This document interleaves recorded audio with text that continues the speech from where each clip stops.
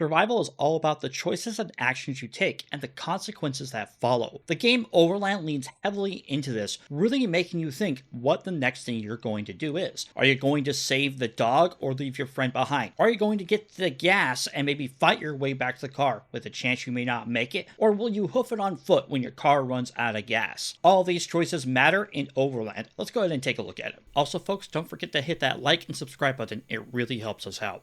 So the premise of this game is you're a survivor trying to get from the East Coast to the West Coast of the United States of America in a post-apocalyptic setting. Now, as you're heading from the East Coast to the West Coast, you're going to be using a vehicle at first, and you always have to get more gas because gas is king in this game. If you don't have gas, you have to abandon the vehicle and walk on foot, and trust me, that is a hard experience. And there's gas here and there, but you also can find friends, and these friends can help you get further along in the game. And you can also find dogs. Now, sounds pretty easy, right? But here's where the catch comes in. There are these creatures who are attracted by sound. So every time you're making your turn, walking around or searching something, and you end your turn, you make noise. And that noise attracts the ones that are already on the map and may attract other ones coming up the map. If you attack them, search something, break something, push something, pull something, open something, all of the actions that you can do in this game all have a consequence, which is sound, which makes more of these creatures come up. And it gives you kind of an idea here that in this game, you can't go, okay, I'm going to get on my vehicle and clear the entire area by taking care of all of these creatures. No, because more and more will come up, and you have to plan how you're going to do things. When you pull up in your car, you have to be all like, okay, this person's going to go here, this person's going to go here, and we're just going to take care of it.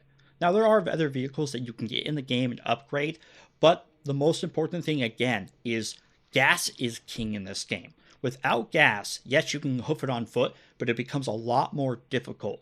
And because these creatures are on every single level that you go into to search for, whether it's resources or weapons or items, you're going to encounter more of them. But there is combat, don't get me wrong. You can fight these creatures. You can use glass bottles, throw them. You can use like a plank shield. You can use a stick. There's also a knife.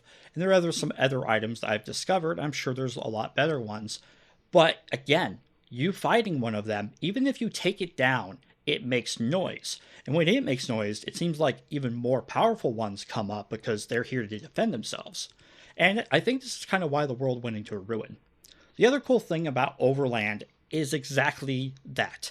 Every choice you make in that game has a consequence. Whether or not that consequence ends up being a good thing or a bad thing is how you do things. Sometimes you may leave your members that you have found throughout the travel or the pet that you had. Other times they may fall victim to being unalived. You can encounter traders, but traders can get real sensitive if you pick up one of their items without asking or trading with them. So do be wary of that. Now, I definitely have to say this was a tough game. You're going to fail, and you're going to fail, and you're going to fail. And I think this game follows the same kind of mentality as Dwarf Fortress, which is losing is fun. The reason why this game is fun is because you have to struggle. You have to push it. And for a survival roguelike turn-based game, it does it beautifully. It is amazing. Even on normal difficulty settings, you are being challenged. There's also a cool setting where you can just make it so there's only pets and dogs. There's also another setting that I think makes it really easy. But there are two more harder modes to go through. And I'll tell you what, folks, I bet they're really difficult. The other cool thing about the so-called losing is fun is this game gives you kind of a like leaderboard for yourself. You can see how you've done the past couple runs you've failed. Now you want to point out that there is really no save feature in this game. So every time you go to a new level, it's going to be saving. Now, this is cool, but also problematic, because when you lose in a level, you are given the option to restart. However, it's like saving your game mid-fall and you just dying no matter what. That game can become this. This game can exactly do that to you, where if you save on the level that was really difficult, you can't go back. And because there is no save option, it's always auto-saving. Every time you go to a new level, you're stuck at that level. If you die in that level, you can restart it. You can restart it as long as you want, but the goal is to try to escape that level to possibly go somewhere nicer or easier, right? The other interesting thing about this situation is you can never go back in this game. You can never go back to the level behind you. Once you move forward, you can never return to what you saw before. So the game goes like a main road and it has split offs, top and bottom. You have to make a choice whether you're going to go to the top one or the bottom one. And if you make the choice to, let's say, go to the bottom one, when you leave that level, the top one will be behind you and it will be grayed out. So you do have to make choices even on the road.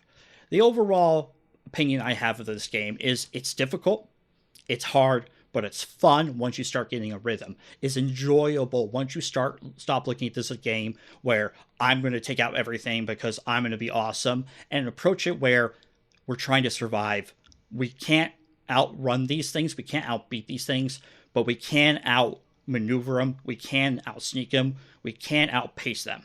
And that's kind of where I think the overall beauty of this game comes in. And again, I'll say for a roguelike turn-based survival game, I did not expect it to be this good, but I absolutely love it to death, and I can't wait to play more of it later on. Even though it has a few little gimmicks, one of the things I would say is if you push tab, you can switch between people, and that isn't very clear at the start. That is my nitpick right there. My other nitpick is whenever I go into a car, I should not be able to get out of the car without getting like a prompt of like, do you wish to leave the car? Because I have done it so many times where I've clicked off the car to move somewhere and it moves the person I just put in the car. And I'm all like, no. But either way, overall, I would have to say I enjoyed it. I had fun. But thank you very much for watching, folks. I've been Thumpgra. Ta-ta for now.